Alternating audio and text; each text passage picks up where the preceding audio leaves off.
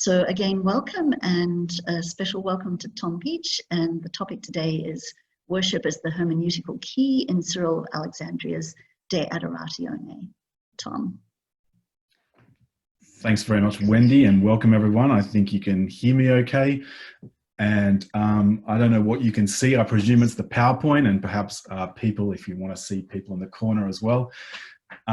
Yeah, it's great to have you all along here, and I'll get underway. As Wendy said, this is the PhD research that I'm doing at the moment. I'm sort of maybe 6 months equivalent in. I'm sort of shifting between full-time and part-time, and COVID has interrupted things, and so I'm sort of at the beginning, and really welcome all comments and questions at the end. I really look forward to that part of things, because for me this is still quite an open question and an open project in many ways. I probably might speak a little bit more than 30 minutes though, so let that not be a message that I want to eat into question time too much, but I'll try to keep it as concise and quick as I can. Rather than launch directly into exactly my sort of contention and thesis though, I will spend a bit of time introducing the topic and introducing the work at hand as well, just so to allow for sort of a range of audiences as well, to bring people up to speed on who Cyril of Alexandria is. As Wendy said though, the kind of topic will be worship as the hermeneutical key in Cyril of Alexandria's De Adoratione. If you're not sure what that means yet, hopefully you'll be have a further idea in a moment's time. Let me do it. Here we go.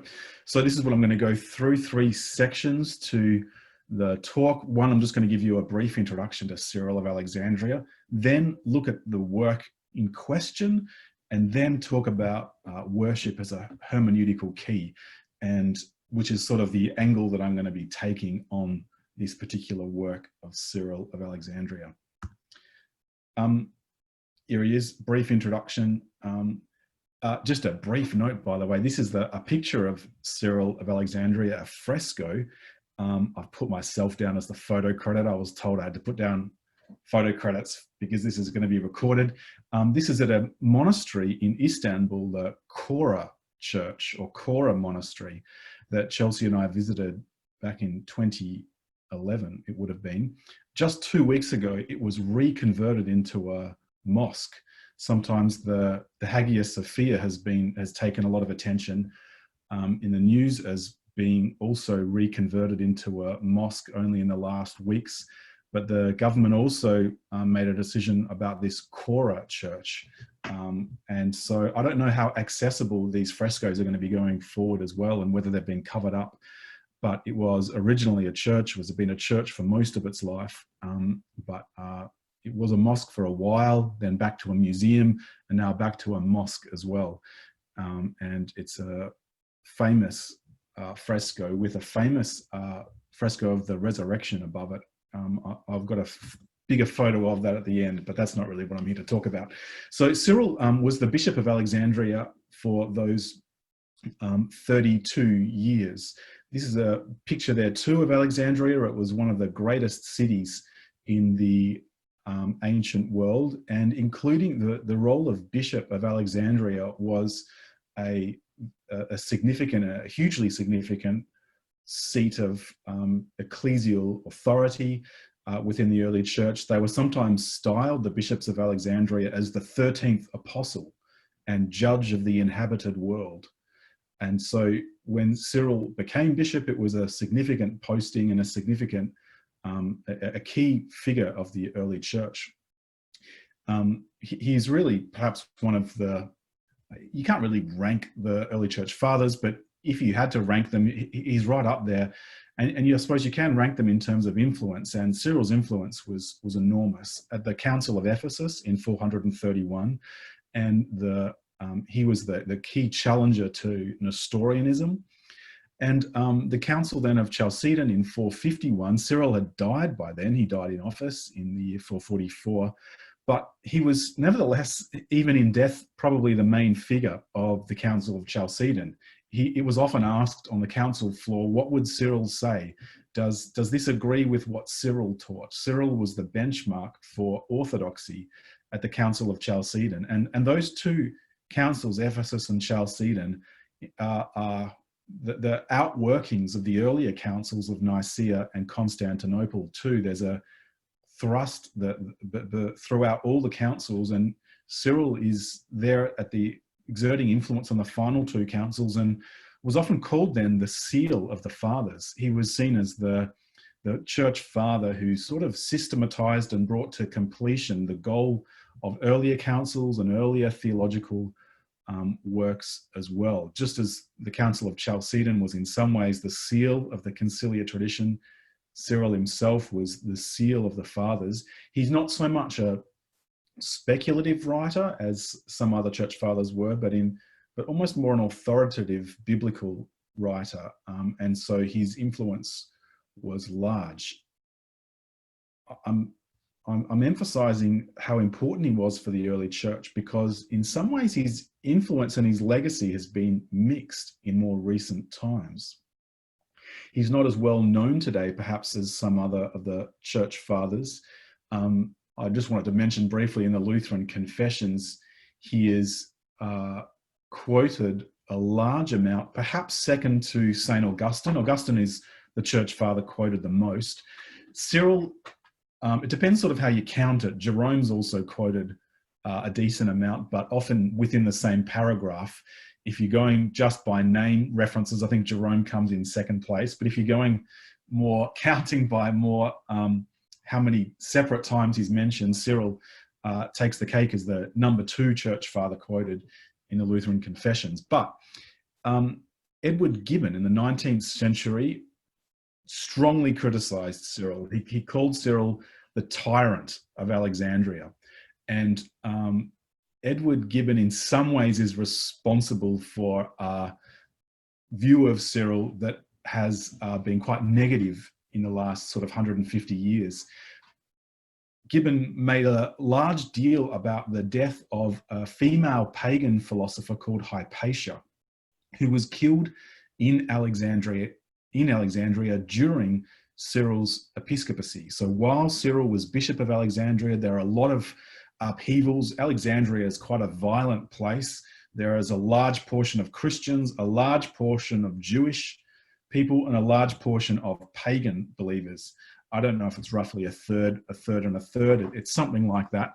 And there are a lot of conflicts in Alexandria, including during Cyril's reign. This female philosopher, Hypatia, died. She was killed by a mob, a kind of a Christian mob too. And Edward Gibbon put this blame at Cyril's feet. Cyril wasn't directly involved in this, but he found Cyril responsible. The photo I've got here is actually from a relatively recent film called Agora, where a filmmaker told the story really of Hypatia's death. And there's Cyril, and he doesn't come off well in the movie by any means. He's seen as being a kind of a fundamentalist, a closed-minded fundamentalist, and Hypatia is seen as being a woman of modern openness and learning and compassion. Historians have criticized this film as being unfaithful. Historians like David Bentley Hart have got stuck into it, and yet nevertheless the popular image of Cyril as the tyrant of Alexandria remains. Some of you might know the series of Nicene and post-Nicene fathers, a series of patristic authors that was put together in the 19th century. I think it was 19th or early 20th, I can't remember now. Not one word was included from Cyril of Alexandria. Many from other church fathers, none from Cyril. His reputation in the 19th century was at a low, and it's contributed to it, his low reputation even to our day, including in this movie. For those of you who don't know, there's a series called referred to as PG, Patrologia Graecae. It's a series of Greek works of the patristic period of the early church fathers. And within that series, where there are 10 volumes of Cyril. So there are 10 volumes of his works that were quite thick volumes. Around 3 of those concern dogmatic issues. And it's for those 3 volumes that Cyril is most famous. Those are the 3 that were composed by Cyril around the Council of Ephesus, and then beyond it as well. They concern Cyril's great influence and confession on the unity of Christ and his 2 natures. There are 7 other works, though, too, within that Patrologia Graecae series, and it's those 7 others that have been they haven't been given much attention in the last 100 or 200 years even. The focus has been on those dogmatic works. And of those 7 others, they are primarily biblical commentaries of one sort or the other. Cyril hasn't been known for those at all. He's been known more for his dogmatic works against Nestorius. But in the last 20 or 30 years, those 7 other volumes have gained more and more attention. And so a portrait of Cyril as a biblical theologian is emerging much more. Some of those works were known earlier, of course, but the picture of Cyril was much more dominated by his influence on the councils. And yet, over time, these other volumes are contributing to see Cyril in a different way as more of a biblical theologian. That brings me to the work that I'm looking at, which is one of those volumes. It takes up a whole volume of Patrologia Graecae, and there are 10 devoted to Cyril, so it's roughly just this one book is around 10% of Cyril's output.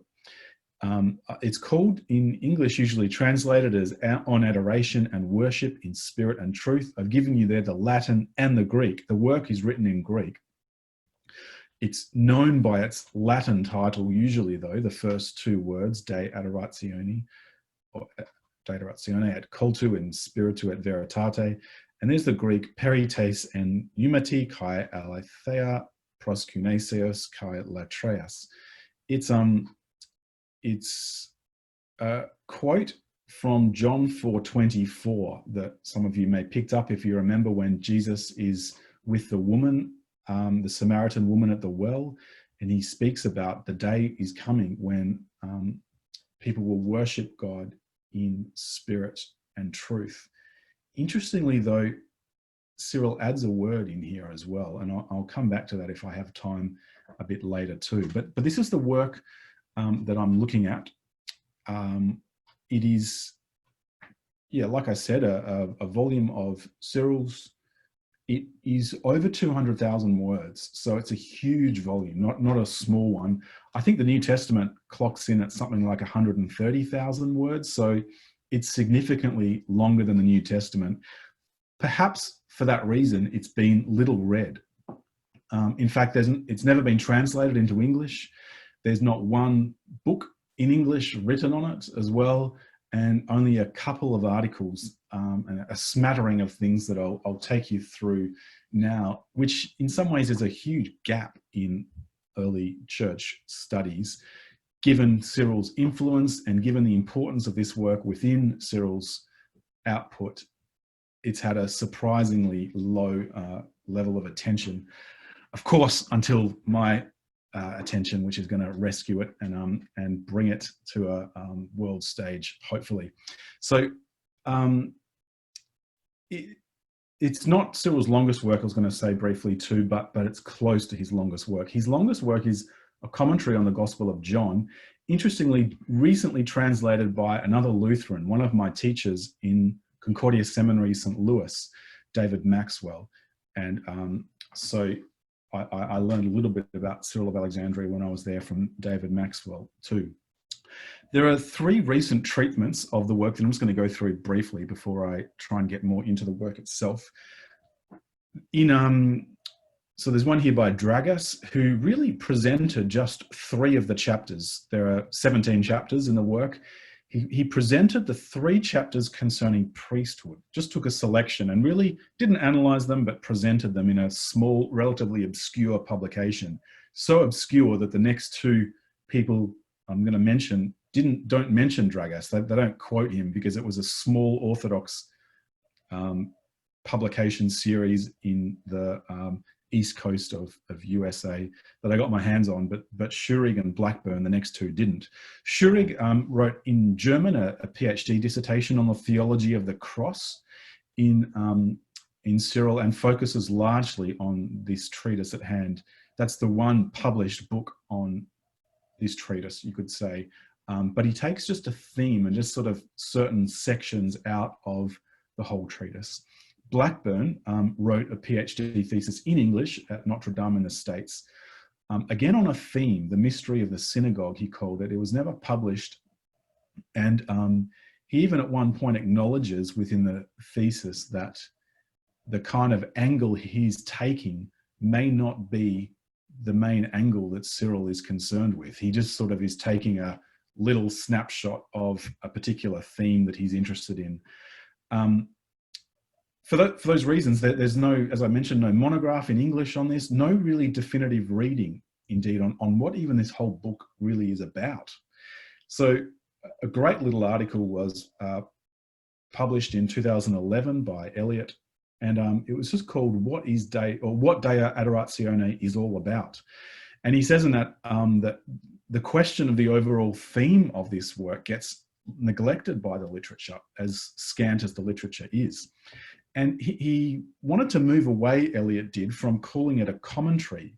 In the past, some people had called it a commentary on the Pentateuch, on the first 5 books of the Bible. Some people had called it a thematic commentary. Blackburn there in 2009 said that it was, a commentary arranged thematically, but no one ever said what theme it was arranged according to.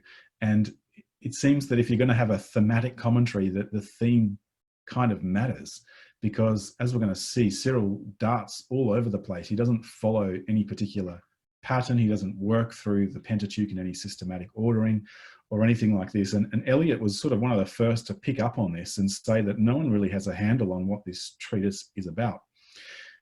A couple of years later, Matthew Crawford resurfaced a preface that Cyril had written to this work, De Adoratione, but wasn't included in the PG edition, and so had sort of been lost.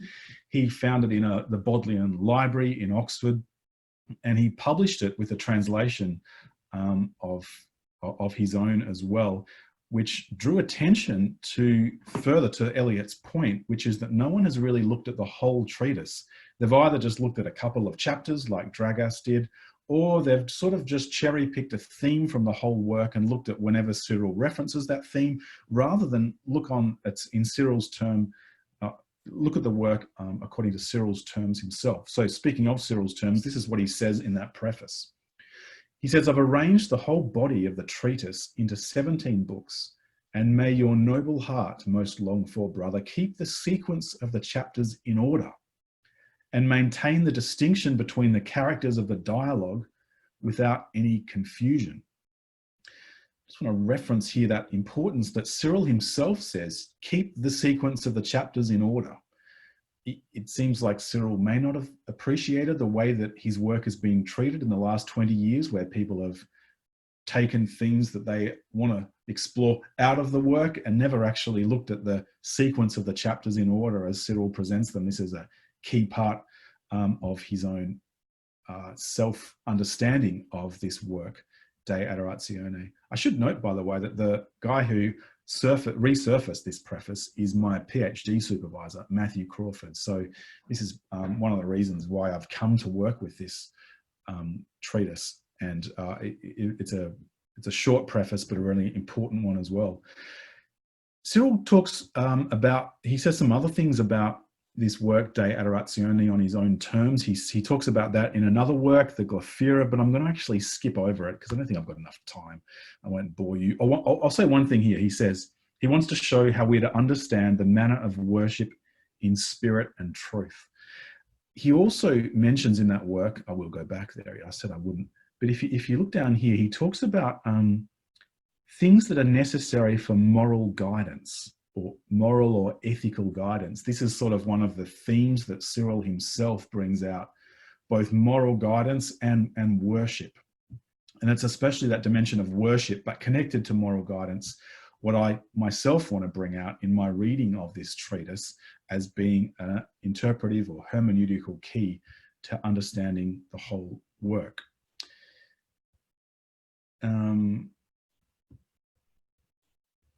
I could go a few different ways here, but let me skip on just a little bit and I'll get more to my research, seeing as the time is ticking on. So what I'm trying to do is, one, provide perhaps the only reading of the whole work that's been done. No one's done this, including even in other languages as well. So I want to read the whole, and including according to the structure that Cyril himself lays down, stressing the importance of worship. And just a word on that, and I might just go back briefly. When I mentioned the title here, I presume you can see my cursor hovering. This word, this word here, latreia, is an addition of Cyril's. If we just take the first part here, which would be on adoration in spirit and truth, we have the quotation from John 4:24, when Jesus speaks to the woman at the well. Cyril adds in this word worship, or latreia. And no one's ever noticed that Cyril has done this. No one's ever written about it, but it's quite interesting because that word itself, latreia, is often translated worship, but has a special focus really on the cultic dimension of worship in many ways. It has a kind of a sacral significance as well. So in the Theological Dictionary of the New Testament, the author there, Strathman of the article, writes that it means precisely to serve or worship cultically, especially by sacrifice. So Cyril adds this dimension to the quote of Christ. He wants to draw out also the sort of cultic, sacrificial dimensions. But within that article in the Theological Dictionary, Strathman goes on to also say that latreia incorporates the demand for the right disposition of the heart and the demonstration of this in the whole of religious and moral conduct. There's that moral conduct dimension. So when Cyril mentioned earlier, as I showed, he wants to pay attention to the moral dimensions and moral instruction or ethical instruction, we sometimes separate that out completely from the idea of worship or cultic, the cultic dimensions of life. But for Cyril, these two things come together, and latreia is a term which incorporates both these things, both the ethical and the cultic. We want to separate them out. That's a separation that's not known really to the early church and to Cyril here in particular as well. That's important because, if I can skip through, and I can't go through as quickly, I want to show you now that the chapter headings, the table of contents. There are 17 of these. So I've spread them across 2 slides. The Schurig, the one who wrote in German on the theology of the cross in this work, he says that the first half is more ethical and the second half is more cultic. And he's a bit baffled by this, and he says really Cyril only starts picking up his theme in the second half. That's only when worship concerns arise. The first half seems to be just about ethical things. I'm trying to argue for a lot more organic unity among these, among the whole work and among the 17 chapters. I rather than go through all of these chapters, I'll leave you to have a look at them just briefly now, and but I'll return to them in a second. Instead, with some, so that's the second half. Rather than put the Greek in on the right-hand side, though, we'll go through them again here. I've just put some more broader headings. It seems as if the first sort of 3 chapters concern roughly our need for deliverance in Christ. I'm arguing in my reading, and I'm about sort of halfway through the work trying to read through it, although I read all around it. He begins, the whole thing seems to be something like a kind of rule of faith. There's almost a a journey, a biblical journey, a journey of faith, and really a journey of salvation. There's a strong soteriological character to it. In other ways, a kind of a journey of worship and liturgy, where both moral guidance and worship go together. Cyril seems to be, remember, as he stressed in the preface, the order of the chapters is significant. He seems to be building a whole narrative throughout these 17 chapters, beginning with our need. It's almost like a classic sermon. You begin with your need, why we need Christ. And he moves then on, so he talks then about justification in the second and third chapters. He moves on then to the kind of duty to follow Christ as Christian people, to love God and to love neighbour as well. And that's sort of the sanctified life, we might sometimes say as Lutherans, in those next chapters. He then, interestingly then, book 9, which is the middle book, right? So if you have 17 books, there's 8 either side and book 9 in the middle. I'm still exploring whether there's a kind of chiastic structure potentially that Cyril is working on here. Book 9, he pivots from this more from this journey and duty of the Christian life to talk about the tabernacle, and he uses it as a type for the church, including then the things in the tabernacle in book 10. He then focuses on priesthood and the law of Christ, see more like obviously cultic kind of concerns, and then with Christian worship foreshadowed in the institutions of the Old Testament, culminating then in the holy feasts as a prefiguration of heaven.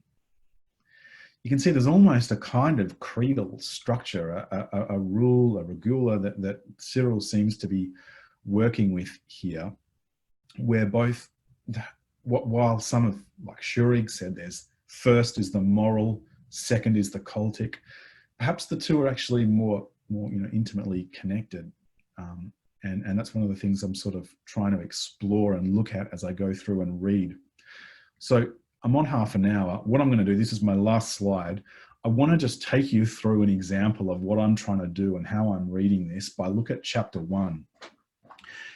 If you remember, I'll just go back quickly. Chapter 1 there, concerning man's fall into wickedness and captivity in sin, together with the call and conversion according to repentance and the return to what is better. So that's how Cyril describes chapter 1. I should say these chapter headings have never been translated. They're not published anywhere. These are my translations. So even getting as far as the chapter headings, no one's really done so far. So it's a wide open field for work and analysis. So this is my own division of chapter 1. I've put it into various sections governed by the texts. And in the right-hand side is how many columns Cyril devotes to that particular text. He quotes scripture copiously. Every page is full of scriptural quotation from everywhere. These are more the quotations that govern the next few columns. He'll sort of deal with a passage, quote many passages within his treatment there, but has a text that sort of governs the text for a column or 2 or 10, as the case may be too. Remember, people had wondered whether this is sort of a commentary on the Pentateuch. And as you can see, Cyril does not confine himself to the Pentateuch by any means. He darts all over the place, even though he does seem to return to the Pentateuch quite commonly. But I want to take you through exactly why Cyril chooses these seemingly disparate scriptural passages and why he puts them in this order. After his introduction, which has gained a lot of attention, but often so much attention that no one reads anything else beyond it, he launches into Abraham and Sarah going down to Egypt in Genesis 12. Remember, this is about the need for our deliverance. In many ways, Cyril seems to be using this descent to Egypt as something like the fall of mankind. It's the fall, not using Adam. He doesn't go to the beginning of scriptures and Genesis, but instead he goes to Abraham and he speaks of their descent into Egypt as a fall a fall, especially in some ways to pagan worship. It's almost like a cultic fall away from the land, the place where God had given Abraham to worship God, to a place of foreign gods. I think Cyril uses Abraham and not Adam for fall because he wants to highlight this spatial dimension, this spatial movement from a place that is set apart for worship of the true God to a place that is set apart or has been devoted to the worship of pagan gods. This is why then Cyril moves on to talk about God giving Judah over to the Babylonians in Jeremiah 21. It's as if just as Abraham moved or was taken to or moved to a foreign land where there's pagan worship away from true worship, so too Judah was taken away from the Holy Land or the place of true worship to the place of the Babylonians, a place of foreign gods as well. And he pairs those two together. Third in this series, then, he also brings up Jacob's sons when they descend to Egypt. You remember this is after Joseph has gone there, and it seems, according to Cyril's reading, he thinks that Jacob's sons were wrong to go down, that they were following their bellies, and they should have just worked their land a bit harder to get their food, that they were sort of tempted by the luxuries of Egypt. And so and then connected with that, finally, these sort of first four biblical passages all sort of hang together. If you remember in 2 Kings and also in Isaiah 36, the Assyrian messenger of King Sennacherib, he's called Rabshakeh. He stands outside the gates of Jerusalem and tempts the inhabitants with promises of luxuries if only they would give up their city. And so all these first four examples are Cyril showing how the temptation of luxury, of better food, or of just rank disobedience leads people away from the place of true worship into places of pagan worship and worshipping other gods. Then with Genesis 12, and I've got a few more minutes, so I won't be too much longer here. So when we get to Genesis 12, the call of Abraham, Cyril sort of changes tack and starts talking about our return to God. That the call of Abraham, even though the call of Abraham in the scriptures occurs before his descent into Egypt, it suits Cyril's pattern to include it now. Because even though Abraham had descended and all these people had descended to places of foreign God, of idol worship, really, or were tempted to do so, here God calls Abraham away from his kindred, away from the pleasures of the world, to a place where he can receive the grace of the vision of God. And he stresses that Abraham's building of an altar only after he leaves his kin. He leaves beside his sort of earthly family loyalties and instead is drawn out to worship God and to erect an altar to God then. Also then in this connection, he brings up Lot's evacuation of Sodom. And he draws out this need for Sodom, for Lot to escape Sodom, that we can't worship God when we're in the midst of a place devoted to foreign gods. So again, this strong spatial concern of Cyril's is connected partly also to worship, that you need to remove yourself both spatially, but also for Cyril spiritually from idolatry in order then to be able to offer sacrifice and worship to the one true God. So here Lot has to be separated from what is shameful. He emphasizes, even Cyril does, how God descends with the angels who sees Lot and help to draw them away, just as God draws us away from idol worship and takes us to a place then of worship of the true God. That's the sort of leaving of the problematic or idolatrous places that God calls us to. And then he spends a little bit of time on Abraham's sacrifice at Bethel, where this is after he's left Egypt. So he's darting around a little bit in Genesis. And this is where Abraham is now free to make sacrifice, having left Egypt. So it's funny how sin and conversion is not something primarily sort of moral or even anthropological, but liturgical. Cyril's concerned with how we fall and return to God in liturgical terms, sort of. The largest section of the chapter is then on Moses in Egypt with Pharaoh. And it's important for Cyril here, he spends a lot of time on it, because what Moses and Aaron want to do is to celebrate the feast in the wilderness. They want to make sacrifice.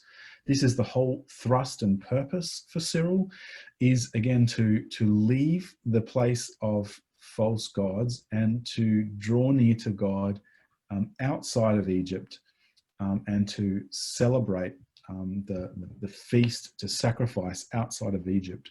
Finally, then, he concludes book 1, chapter 1, by calling to mind the exiled Israelites in Babylon. Just as they wept when they remembered Zion, unable to perform praise to God in the ears of another nation. So Cyril confirms that only first by escaping the bondage of sin can we be free to sacrifice and offer praise to God. He brings out how in Baruch the exiles send their silver to the holy city, where the inhabitants are free to share in the glory of God, and also how Daniel would face Jerusalem to pray, because that's where he can. Jerusalem is the place of true worship. So I've gone through this just as an example of the kind of reading I'm doing, that even though people, or well, one guy, not many people have given attention to this, one guy, Schurig, thinks this is mainly about moral things, and the heading of chapter 1 does look like a kind of moral deliverance, perhaps. When you actually read what Cyril's writing about, he conceives of our journey in a liturgical sense. Our lives are a kind of liturgical pilgrimage, including to places of idol worship, and the need then for purification and to be drawn out of those places by God in order then to offer right sacrifice and right worship. I'm doing this kind of reading through all 17 books slowly as I go, but I hope this has given you at least a sample of why I think worship is the hermeneutical key to understanding this work. That even though there is a strong emphasis and focus on the Pentateuch, there is a deeper theme at play here that Cyril is more concerned with. He certainly isn't concerned with tackling every chapter of the Pentateuch, or even tackling every major section or book even. Some of the books he doesn't give much attention to at all. Instead, he's concerned with tracing a kind of rule of faith, a liturgical or biblical theology. And that's my project thus far. Thanks for your time, and I look forward to any questions or comments. Thanks, Tom. And that was just absolutely fascinating. And in fact, I'm going to take the privilege of asking the first question. And so you talked about the fact that that whole of that first chapter is around Egypt, coming out of Egypt, that's the typology of kind of sin. And I'm sitting here thinking, like, but Cyril is Egyptian. He's actually an Egyptian writing in Egypt for Egyptians. And I wonder if that plays any role with why he starts there rather than in Genesis, rather than with, the fall and Adam. And I'm also just struck by how much this is around the same time that Theodoret of Cyrus is writing his treatise around pagan maladies and the therapy of pagan maladies. And this strikes me as fitting in with the same kind of thing that's happening in other parts of the Eastern Mediterranean world at this point, where to me this is very natural to have a focus on ethical concerns wrapped up with liturgical concerns, except that through Cyril we're getting the therapy being a liturgical therapy rather than other kinds of therapy that are going on in Theodoret or John Chrysostom at a slightly earlier decade or so. So I was just wondering how you kind of respond to that. Oh, thanks very much for your question. Maybe I'll get rid of the slideshow, by the way, just so I can see you all again. Just briefly, this is the Cora Monastery. That's a better shot of the fresco. This is the Resurrection fresco. Just a beautiful one. It's almost like Christ is dancing over death. It's this kind of lightness of being. And there's Cyril. I got a feeling he's pointing right, because this might be him being the seal of the fathers. I think he's sort of pointing to and summarizing all the other fathers that have gone before him. At least that's one of my hunches. I haven't really gone into it yet. Let me quit screen share. There we go. I can see you again. Thanks. So yeah, that's a great question, Wendy. And I'd love to hear more from you on some of these things. I think the location of Cyril is key, and he's critical of pagan worship, especially. And he spends some time being critical of pagan worship in Egypt. So I think when he does identify Egypt as a place of, idolatry and pagan worship, it ties in with his own rhetoric against the very pagan religious people within Alexandria, which really was one of the largest centers of sort of traditional pagan worship in the 4th and 5th century as well. And so I think that's certainly a part of Cyril's project there too, that he has this in mind. Connected with this, by the way, is people probably think this work is one of Cyril's earliest works. Certainly it's not among his later works, because those are the more dogmatic Christological works. But I mean, I didn't mention, but this work is also unique because really, usually Cyril follows an order laid down by other people or by a book of the Bible. So the John commentary, he just goes through John's commentary, or a text probably around this time also is against Julian. And that's actually a key text, Wendy, that ties in with this as well, that Cyril sees one of his duties is to respond to pagan arguments against God. So Julian the apostate had lived, many decades earlier and was long dead. And yet Cyril, for some reason, thinks there's a need to respond to Julian's criticisms of Christianity at some length. And I think there's evidence that Julian's critique of Christianity was still swirling around the place, probably used by Alexandrian pagans against Christianity. And actually, my PhD supervisor, Matthew Crawford, is about to release a publication of Against Julian. I think the first translation that's ever been done of it, as well as some other works on it too. I think articles or a book. I'm not quite sure what he's up to, but so certainly that kind of pagan Alexandrian Egyptian context is key there. And and so you were mentioning the therapy of with maladies, and I think given that this is a unique work of Cyril's where he lays the order himself, but perhaps he doesn't really lay the order of any other of his works, like, if that makes sense in terms of determining the chapter orders himself rather than just following something else. I think it's quite interesting to think about exactly why he brings up maladies and liturgical maladies in this way. And one of the projects for me, and this is what I'm really underdeveloped in, is looking at other texts that are going around the time that might match this, that Cyril wants to build on or draw from. My concern right now has just been reading the text itself, De Adoratione, because it's so unwieldy and huge that I just want to get my head around it first. But that's interesting, you mentioning some of the other authors. I mean, Gregory of Nyssa's Life of Moses is one that I've been thinking about, and there are other sort of more direct liturgical works as well, but I'd be interested in some of the references you mentioned there. You were mentioning Chrysostom, and sorry, who was the other one as well you were mentioning, Wendy? Theodoret of Cyrus. Theodoret, yeah, right. Anyway, Glenn has got a question. So 2 questions, in fact. First is, how was or is Cyril viewed in the Orthodox Church? So that's a pretty easy question, I think, Tom. And then question 2 is, given the emphasis on the cultic side of worship in this work, does Cyril deal with the sacraments in it? Yeah, thanks very much. So, yeah, the easy question is just that the Orthodox lap him up. He is a key father, especially so the Coptic Orthodox. Cyril is he's sort of their patron saint in some ways. And this goes back to the Council of Chalcedon, where the Coptic Church think that they believe that they're following Cyril, and that the Council of Chalcedon got it wrong. At least this is the traditional, the Miaphysite position. And but Cyril is a really huge figure in the Orthodox, and really traditionally should be in the West as well. Like I mentioned, there's no accident why Lutherans have been drawn to him for his Christology, especially, which governs, I think, a Lutheran understanding of many things as well. The idea of a unified Christ with or in two natures. And this isn't too far away from the kind of analogies we use for, say, the scriptures or the presence of Christ in the sacrament. And so Cyril's reputation also in the West has traditionally been quite high, or quite important, but certainly among the Orthodox, he's huge.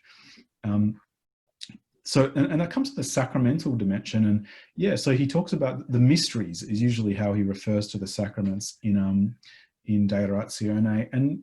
And I've come across a number of references to them, including like references to anything in the Pentateuch that concerns, or if a text comes up with water or blood, he does what any good Lutheran preacher usually tends to do as well, which is to think about the sacramental significance of this. And so it's something that I'm aware of, but I'm still in the first half of the treatise, and so I haven't got to the second half, where I've got a feeling he develops it more.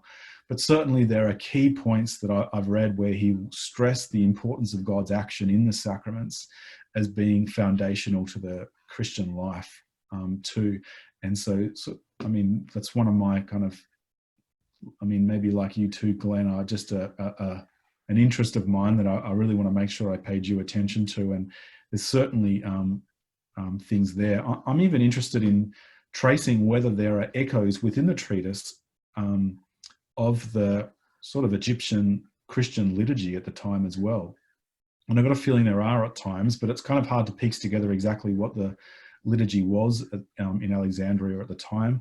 But that's sort of one of my projects as well, to see how those relate to each other, and whether it's both sacramental references, but also other more concrete liturgical references as well to some of the prayers, Eucharistic prayers or baptismal prayers, whether Cyril is actually riffing on some of them too.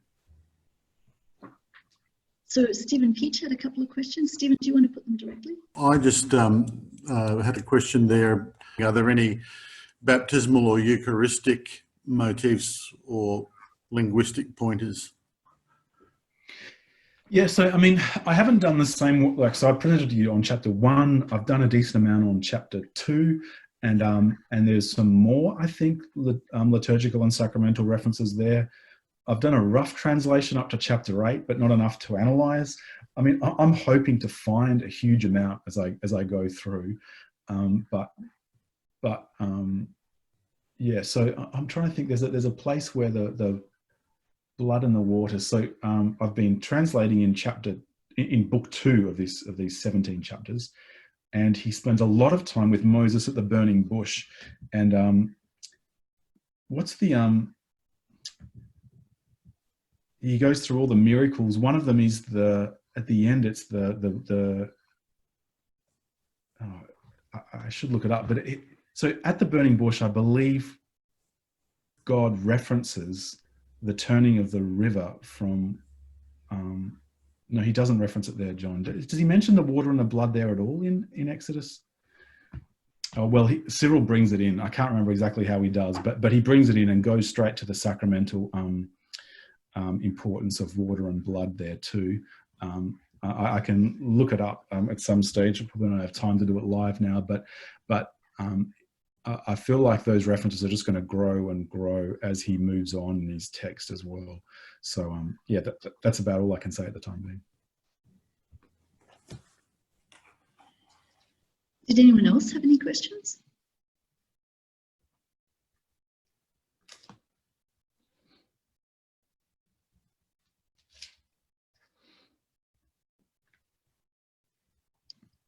John Klein, you're looking like you wanted to ask something, but you're muted. Do you want me to try to unmute you? So you're still unmuted while you're doing that.